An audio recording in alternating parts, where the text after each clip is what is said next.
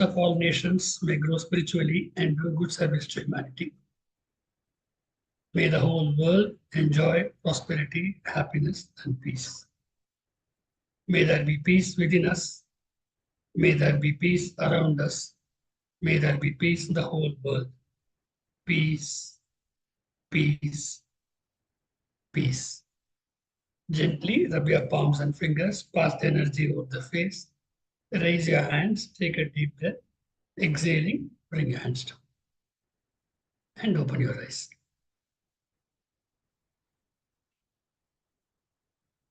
Yes, dear friends, once again, a warm welcome to this special session.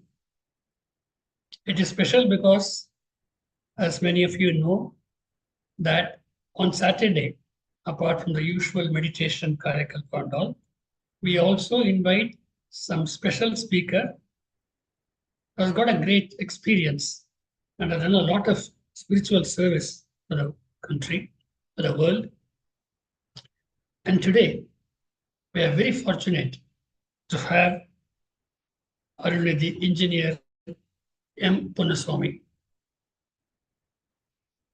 a man highly educated, a voracious reader, and apart from that, being a great social service-minded person as well. He is a retired executive engineer from Tamil Nadu Electricity Board, and his qualifications are the following.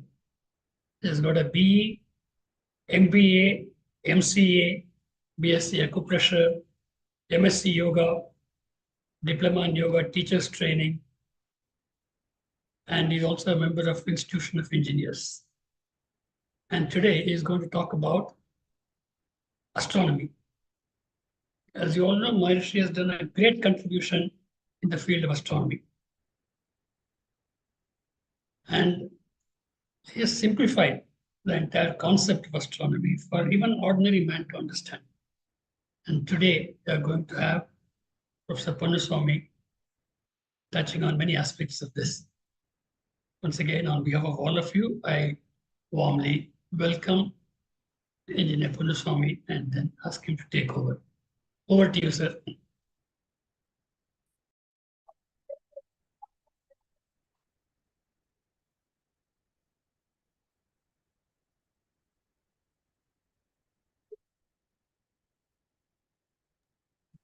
Guruve Tunai. Be blessed by the divine. May the whole world enjoy happiness, prosperity, wisdom, and peace. First of all, I want to say thanks to our beloved, respected senior professor Balasar and their colleagues. And also, I want to share my knowledge with you on this occasion. I am very happy.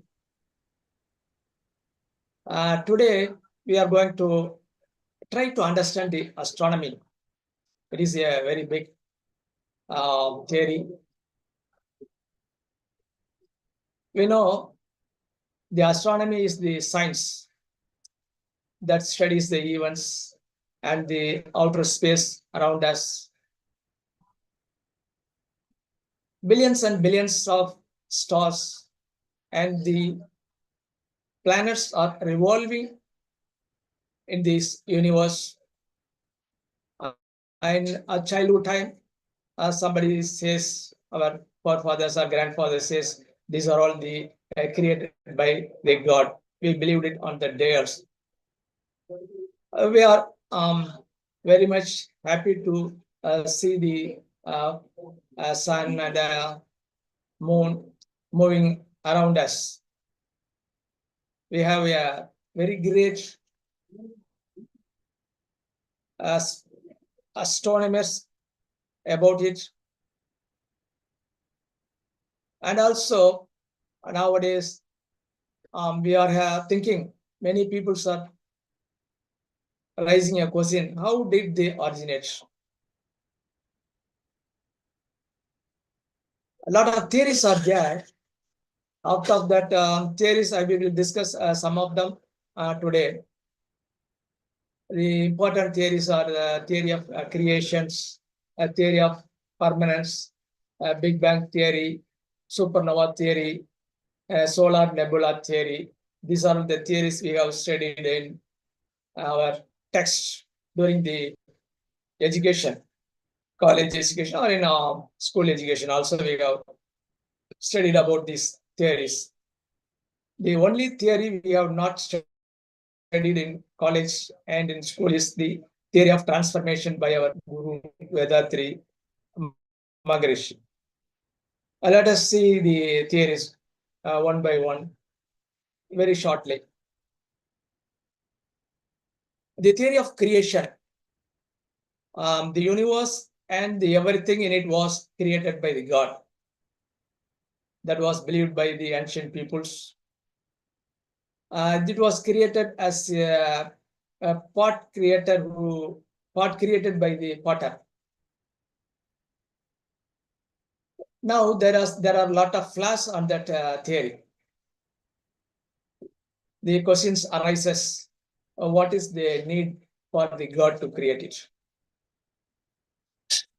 Why did the divine create that? These are all these things. What are the material used by the God to create the things? The pot was created by the potter using the clay. But here, what is the raw material used to develop this universe? That question arises. No one are able to answer these questions clearly.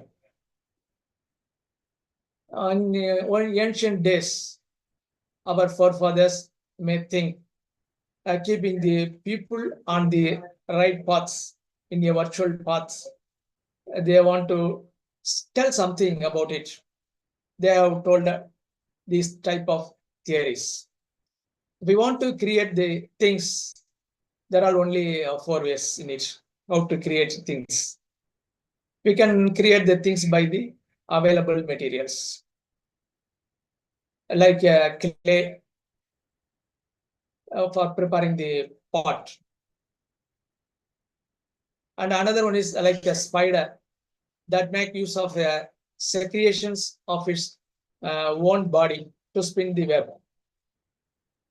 The small creatures, a spider uses its I think it uses its saliva to spin this web. So it has produced its raw materials from its own body. Another way is a magician bring some materials without any basic. Another one is illusion. The non-existence of object appears as the existence to our eyes. The chandelier we have seen in the road during the summer in the midday. That is mirage, and dreams also look like a thing that happens actually, but it is an illusion. Another theory is theory of performance. We have come across the word padi, pasu, and pasam. They said they all of them exist in the same time. That is not in an acceptable way during that modern science. And also there is a theory, Big Bang theory, that was developed by the scientist. They says all the matters are originally concentrated at one point, at a single point, that exploded and flowed throughout the universe.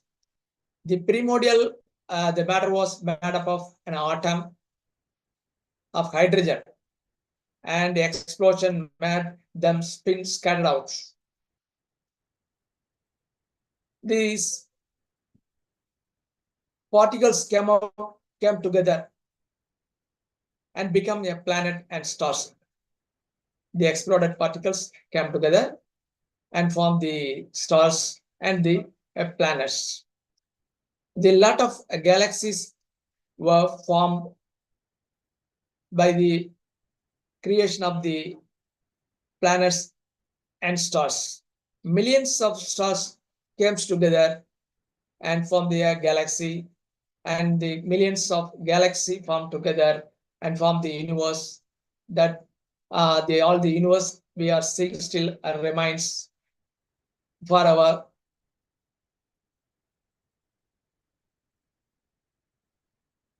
planet. The Earth is located in the Milky Way galaxy. The shape is oval. The galaxy size is around 1 lakh years, 1 lakh light years length, and 5,000 light years of width. What the people says, the spring action, the outward when it explodes, the matters are thrown out. They form the stars and planets that move outward direction. Even nowadays, the scientist says that our universe is expanding day by day. The universe, they automatically begin to move backward towards the center. When the planet enters the extreme point, the extremity of the universe, it will come back again towards the center. When it reaches the center, another Big Bang will take place. And the process will be repeated again and again. This is the Big Bang theory. Another one theory by scientists are supernova. They are telling about our solar system. Our solar system came into existence when supernova exploded 5 billion years ago. And they have estimated to have a lifespan of another 5 billion years. They says the nuclear fission is goes on in the sun all the time. That means nuclear fission means it creates a heat, it explosion. The explosion is like a hydrogen bomb that explodes continuously. When the fuels is exhausted, when the sun run out of the fuel, then it will cease. That is the theory shown in the supernova. Prior to run out of the fuel, the sun will begins to expand. You might have heard that proverb in Tamil, அணைய போகும் விளக்கு பிரகாசமாக எரியும் என்று சொல்வார்கள். Like that, the sun begins to expand in heat. It emits heat enormously. The water in the earth will dry. Even it evaporates all the water. When it is evaporates all the waters means our earth will become a hotter. It will become a glowing mass. After stopping the burning, the sun will float in the sky as a dark mass. Then it will break up into a settler gas and dust after colliding with the other stars. From that, the dust, fresh planets may evolve. The planets are born and die continuously all over the universe. At some place, the planets are dying, and some place the new planets are formed. It is a continuous process. Here also there is a question arise: the origin of interstellar gas and dust. For that, the science says they have been in existence all along. They are saying they have been in existence all along. There we are having some doubts arises with that. From that energy, dust energy from the interstellar gas and dust, new sun or planets are formed.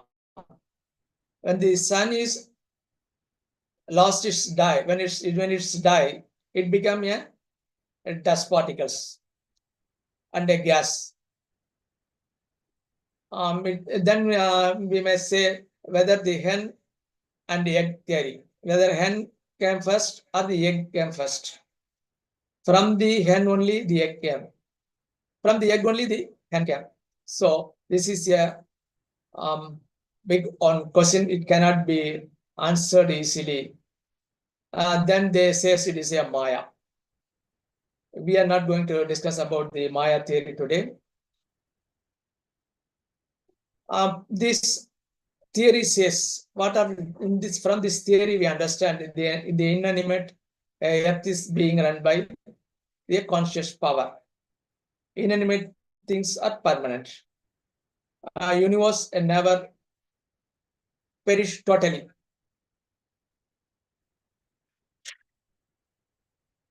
And now let us see the theory of transformation. This theory is formed by our Guru Vedatri Maharishi. All the universe manifested with the living being came into existence through the association of the Panchabhutas. The Panchabhutas come from where? The Panchabhutas are formed through the association of the energy particles. That energy particles are arisen from the divine state.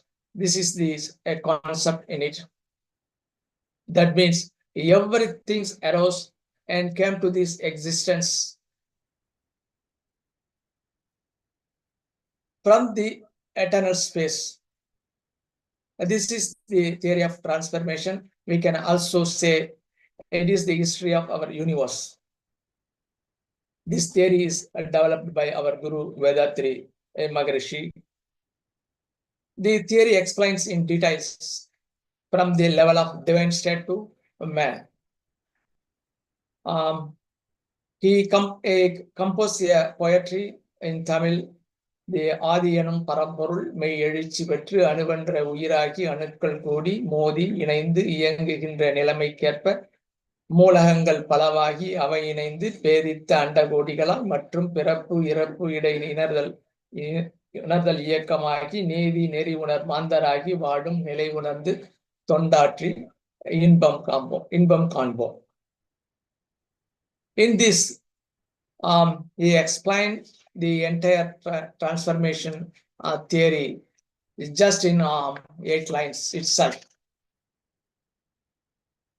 In English, they have transferred as they become active truths. The primordial state transform into particles, which then associate to clash and unite, come together and separate from the elements matter in the 5 states, the planets and stars and all the things that live with the sensory perception from single to 5, as well as man with his ability to know right of the wrong.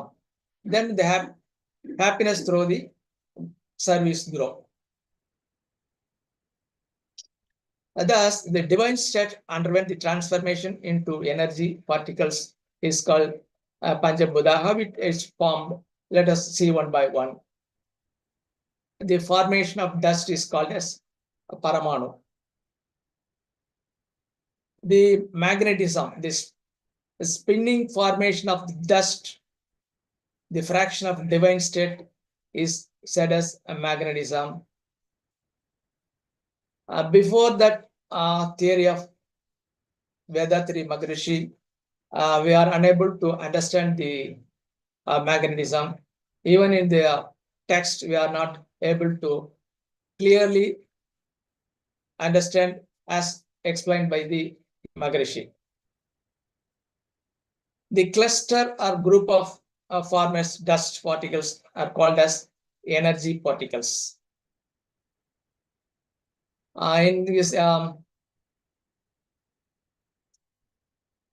philosophy, we can see that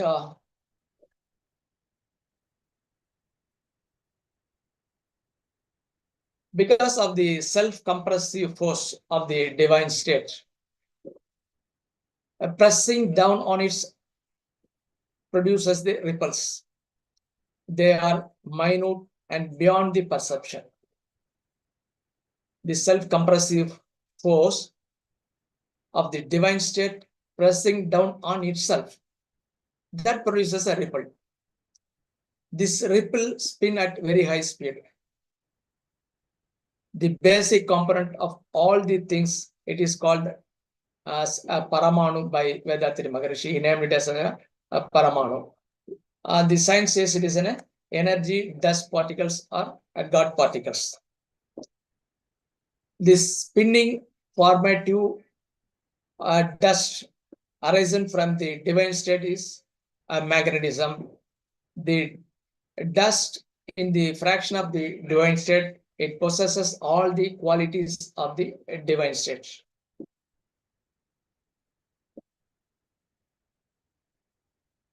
The surrounding pressure force of the divine state pushes the dust particles together, and the cluster or group of divine particles is formed. The dust particles is formed as the dynamic force of the divine particles give the force to the cluster, make them to rotate.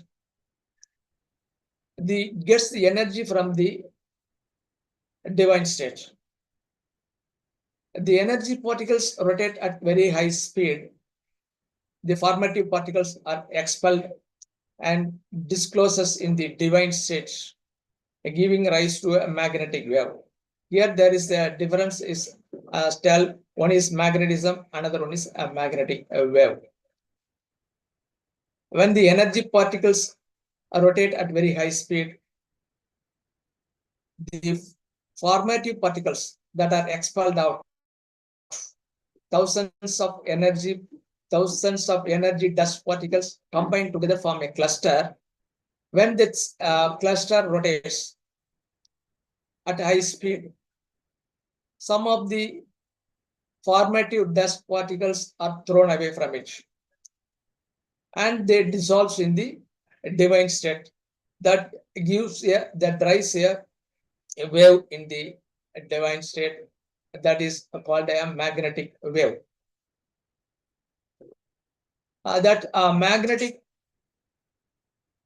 wave transform into Panchadan matras.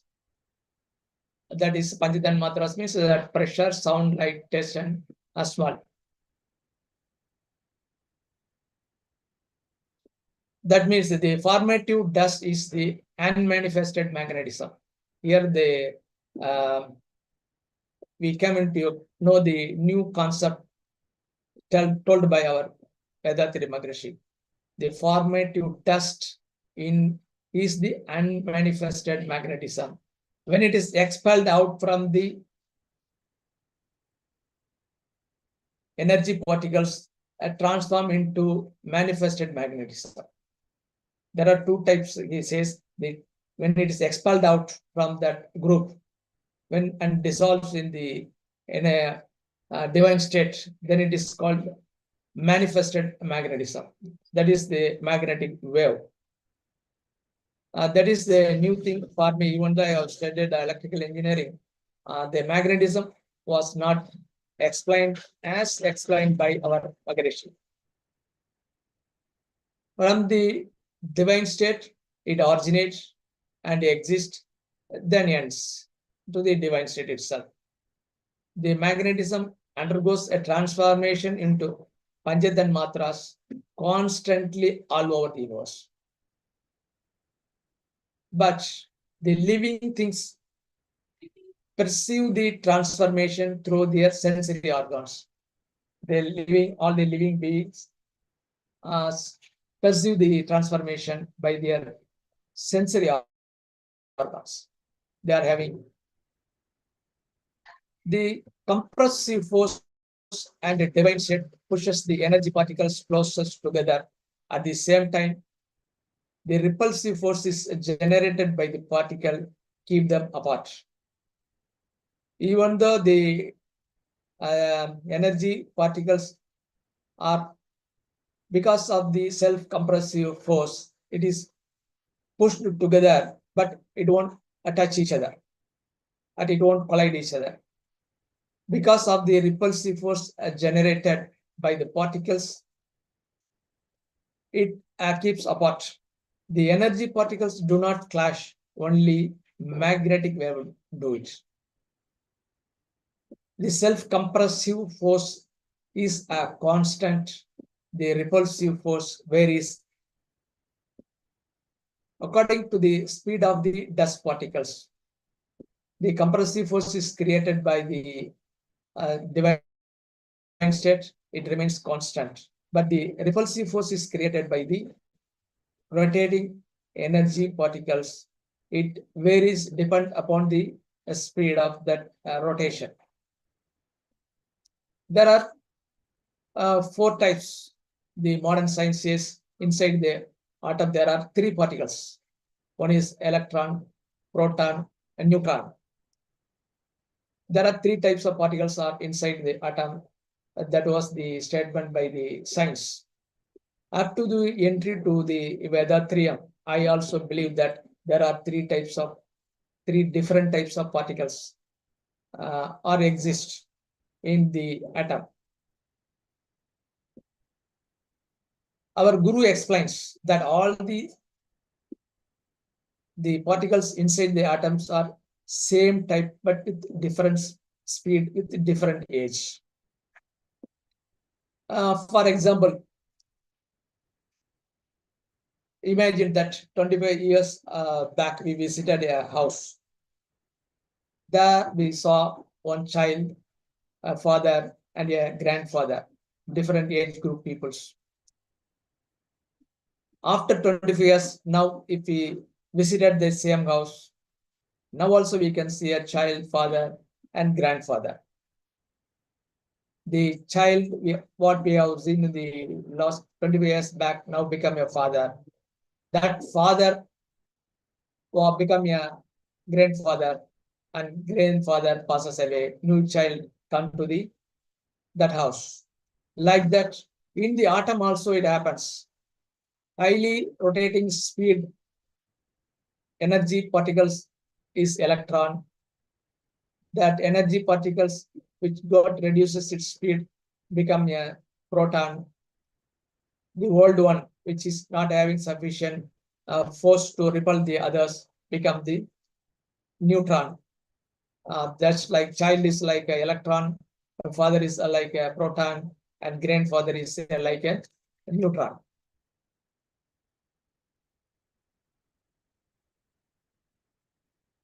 From that,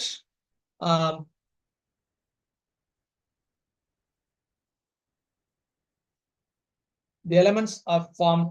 Let us see, the Panchabhutas are the energy, wind, we are calling it as wind or Akash. They are cluster of the energy particles, dust energy particles is called as Akash. Then air is formed, then fire is formed, water is formed, finally earth is formed. There are 5 states. We are calling it as 5 elements. First, let us see how Akash is formed. The formation of energy dust particles due to the self-compressive force such by the pressure of the divine state pushes the dust particles together, and the cluster of dust particles formed the Akash. That cluster is called Akash. In our hypothesis, it is called as a wind, the first fundamental elements. The surrounding force pushes the Akash together. The first spinning Akash start rotates around the slow spinning electrons and form a group. The group is called as atom. Suppose the group have one electron, one proton, and one neutron, then we are calling it as hydrogen. The hydrogen, if it is 2 electrons, 2 protons, and 2 neutrons, formed a cluster or formed the association, then we are calling that atom as a helium atom. Like that, the numbers are getting added when 8 electrons, 8 protons, and 8 neutrons formed a group, then we are calling it as an oxygen atom. That is hot here. If 13 protons, 13 electrons, 13 neutrons formed together, then we are calling it as aluminum. 26 protons, 26 electrons, 26 neutrons, iron, like that. 79 gold, 80 mercury, like that it goes on. The first formation is hydrogen, that is air. The next oxygen as a hot air. We are calling oxygen as a fire. Without oxygen, we cannot produce any heat. We may know H2O is water. The hydrogen and the combination of hydrogen and oxygen become water. The fourth element came into exist. When it is freezes, it became a solid. The densely packed atoms become solid. The metals are densely packed. So we are calling the Panchabhutas, that is Akash. Next one is air. Next one is fire. The fourth one is water. The fifth one is earth or solid.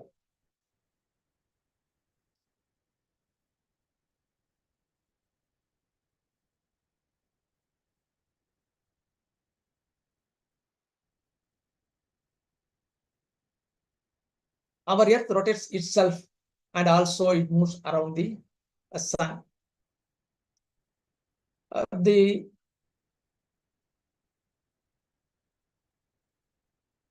But it never goes close to the sun, and also it is unable to go away from the orbit. Why it happens like that? The repulsive force generated by the sun and the earth repulse each other and maintain a space a distance 9 cross miles away from the sun. It is unable to move towards the sun because of the repulsive force of that resultant repulsive force of the sun and move on the earth stands at a equilibrium distance. And also this surrounding force doesn't allow you to move outward also.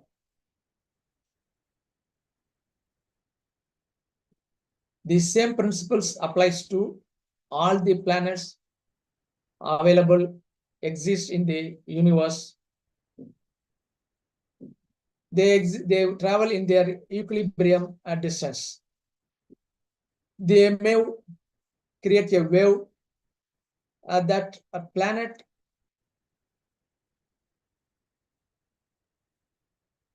the wave created by the planets clashes with our biomagnetism and producing some changes in our body. How can we believe it? If you go to the seashore on no moon day, that is on Amavasai, the water level got rises.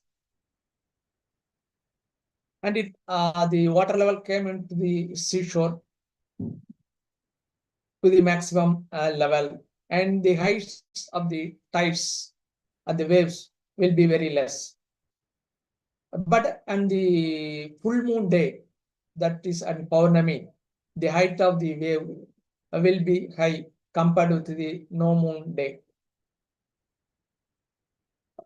Because on no moon day, the sun as well as the moon are in one side of the earth. Both of them send this energy to the earth and they are added together. More energy is applied on the earth's surface. Since it is applied on the sea, the water bulges and comes to the seashore at a more travel at the maximum distance. And also it not allowing the wave to rise abruptly as in the full moon day. This concept is sufficient for us. The waves coming out from that universe, that from the other planets and stars may collide with our biomagnetism. That may cause a difference in our body.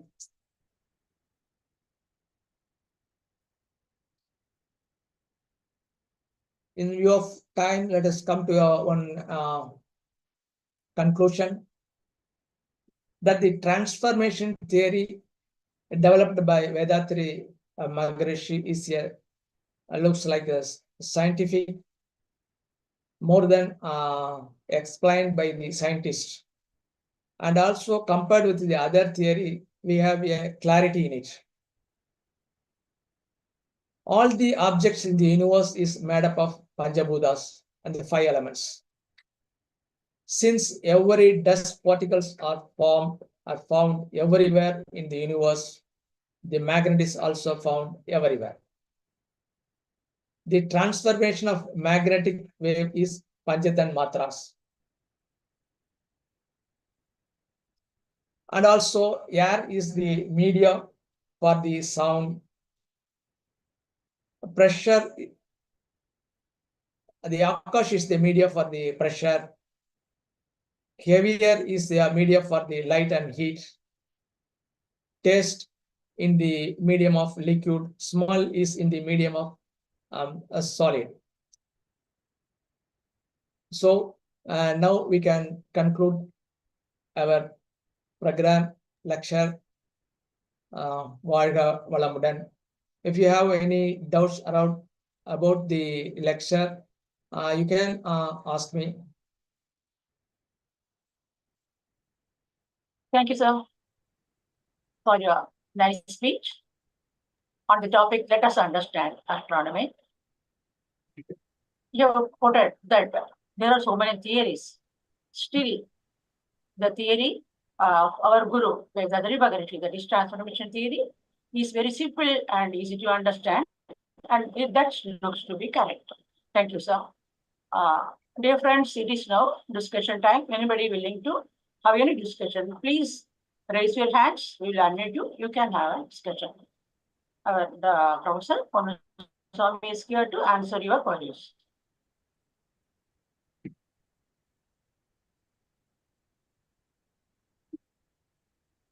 Anyone? You got to unmute, madam. Aparna Sri. Aparna Sri, please unmute. Aparna Sri, you can just unmute and speak. And again, Dr. Vijaya is there. Hello, good evening, sir. Good evening. Sir, I have a doubt like Uh, what is full moon and new moon is having changes on the earth, right? So the same way, is there any changes in full moon and new moon? Like, what is our Maharishi's statement regarding that? That is an example for us how it happens, how it affects in the earth. Even the huge mass is affected by the forces coming from that sun and moon. We are also having around a lot of blood is water. That may also applied on our body also. It will have some chemical change during that full moon day. Our ancient peoples may say if the old peoples are in sick, they will afraid of that full moon, no moon day. On that day, the soul may get out of the body. That is the previous experience we have gained from our forefathers. Thank you, sir. Dr. Vijaya. Yeah, this is my favorite subject actually, astronomy and knowing about galaxies, stars, and all that. And I know the quantum theory was discovered by Mr. Planck in 1900 somewhere. And I see that the superimposition and the wave particle duality which is there, and also the uncertainty principle which I see Maharshi has related with his theory. But my question to you is, I have three questions actually. One is, what is this idea of hell and heaven? Does it come from the theory of creation or theory of Maya? Because Maya I know is illusion. And also, is it true that the planets are moving in elliptical order? But what happened if there were no 9 planets? If there was only one? What would be their position in the galaxy, the Milky Way? I know when they are so many light years away. And 1 light year is like 600 trillion miles. And also about the Alpha Centauri, which is closest to our sun. But is it just like sun? Because sun, I know, is radiating so much of different gases in certain levels, but what we get on earth is the form where it helps everything grow, particularly plants and everything, and it gives us also energy. And I see Maharshi has connected so well with the nine center meditation, and also this 5 elements and 9 planets meditation, and how it is helping us cure, and how he has related each of the planets to one of our systems. So all this is related to that. And also one last question is, does twins get affected by different planets? Because even though they are from the same mother, she's having the same food given to them. And why are they different? Or sometimes they are same? If you don't mind, please. Thank you so much. We have asked a lot of questions. First, let us talk about the hell and heaven. Okay. Hell and heaven is only by our forefathers or our ancient Magans. They have want to guide us. They want to make the peoples in a right virtuous paths. If we are afraid, they won't do the sin activities. If they say, if you do the good things, you can go to the heaven. If you do any disturbance or any sin activities, if you give any problems to others, then it is a sin. Then you will be put into the hell. You will be punished. That of that matter will induce that is a bias. They may try to walk in the virtuous path. That is why they have created it. But hell and heaven is only in our life, not in a separate place. If we do good things, we will enjoy our life. In this manner, they have created that concept. You then talked about the twins. Even though the twins are born and simultaneously, they will have some different characters. There will be some difference between them because the formation, it may take a few seconds. They may get a few second difference. Even though in a few seconds, the entire galaxy is moving continuously. The resultant force comes to our body, changes instant by instant. Even a fraction of time, it changes. Continuously, it changes. So the genetic center, the chemicals formed may differ time to time. Even though the twins are born from a same father and mother, they may differ because of that. At time of conceive may take different times with maybe few seconds differs. That itself is sufficient to have a difference in their body and their mind and their characters. Okay. I have forgotten the other questions. Please reply on any one questions. Okay, the Alpha Centauri, the one which is close to the sun. That is the question I had. Is it close to the sun? If it is close to the sun, it is the nearest next star nearby our solar system. So that is also like a sun? That is also like a sun. Every star like a sun. But we are the next to us, that is the closest sun. But we can't travel. We are not having any vehicle to travel and see. Even we are not having a vehicle to reach our end of our solar system itself. Right, because there are all so many. Our life period is so small. We are so tiny. Yes, very, very, very. I know we can't think about how we are. And my other question was on planets, because they all are moving elliptically. Because I know when I'm teaching the hyperbolic functions and elliptical functions, so I know how one center focus directrix is there. So how is this related with the repulsive force in the elliptical path or in the circular path? Particularly for planets, what happened if there were no 9 planets in our galaxy? You are asking about that electrical changes in it or magnetic changes? No, the path, elliptical, they go elliptically, right? Because it is like an oval shape, like X shape. But when there were no planets, let's say, so what is happening? Only one planet is there, sun and one.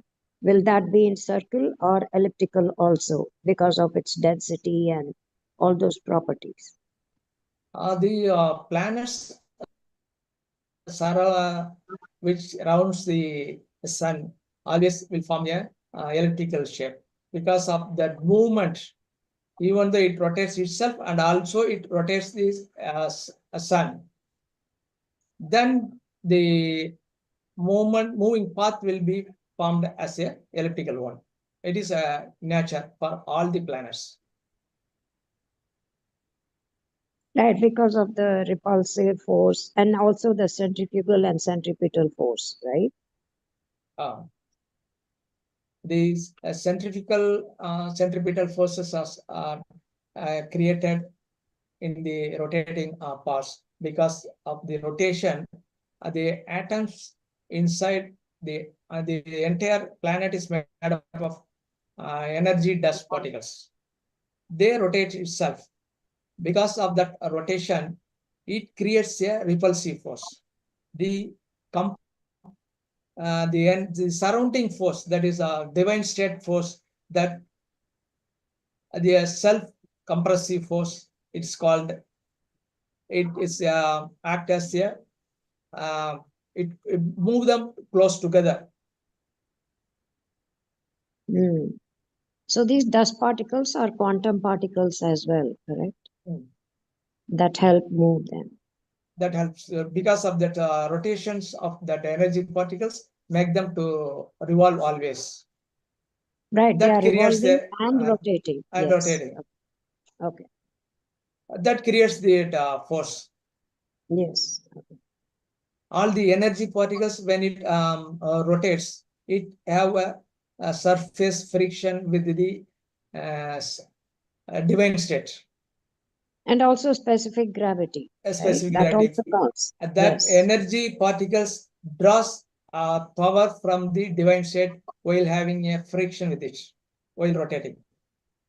That is told by our Guruji. Yes, yes, I see that. Okay. Welcome. Thank you. Thank you, sir. Thank you, ma'am. Anyone else? Professor Balchandran?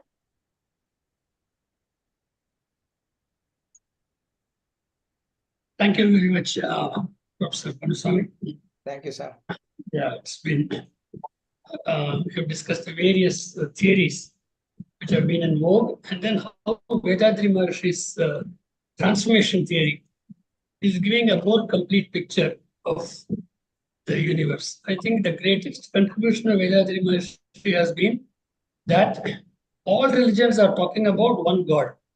But what is that? That they have not been able to agree. Or even within one religion, so many gods are there. But everyone talks about one God. And Swamiji had that vision, saying that space is what is God, as per religion. And The space divine is state is God. Maharishi alone explained the divine state. Yes. So he was able to combine Is God. the science, various religions, and also when you understand astronomy, even our social behavior will be different. Because then the story about heaven and hell and so many other stories that have been made, those things will be very clear. Swamiji's concept is fully appreciated and understood. I think in that way he has been a great reformer. And in the course of time, definitely Swamiji's concepts will be accepted by science. And then I think then our life would be much better. We can make this itself as heaven instead of we going to heaven. The earth itself could become a heaven, which is a hell now. So thank you for time for doing this.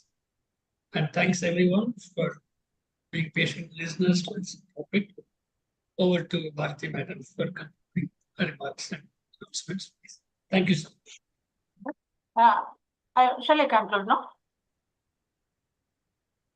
Thank you, Professor Ponnusamy, once again for your excellent speech. And thank you, Professor Balchandran, for your continued guidance. And thank you, dear participants. We will meet again next Saturday on another interesting topic of Vedadriyam. Till such time, please do join daily for meditations. We are having meditation daily morning 6 a.m. and evening 6:30 p.m. sharp Indian Standard Time, followed by thought for the day from the book Blossoms of Life, authored by our Guru. And also we have foundation courses being conducted twice monthly, that is 1st and 16th of every month. Also, Kayakalpa course in English is conducted on the 2nd Sunday of every month. Please do join. Please bring in more of your friends and relatives so that they will also enjoy the bliss as we are all doing. Thank you all, dear participants. Let's meet again next Saturday. Be blessed by it. Thank you. Bye.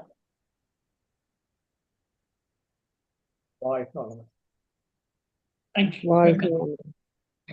Welcome.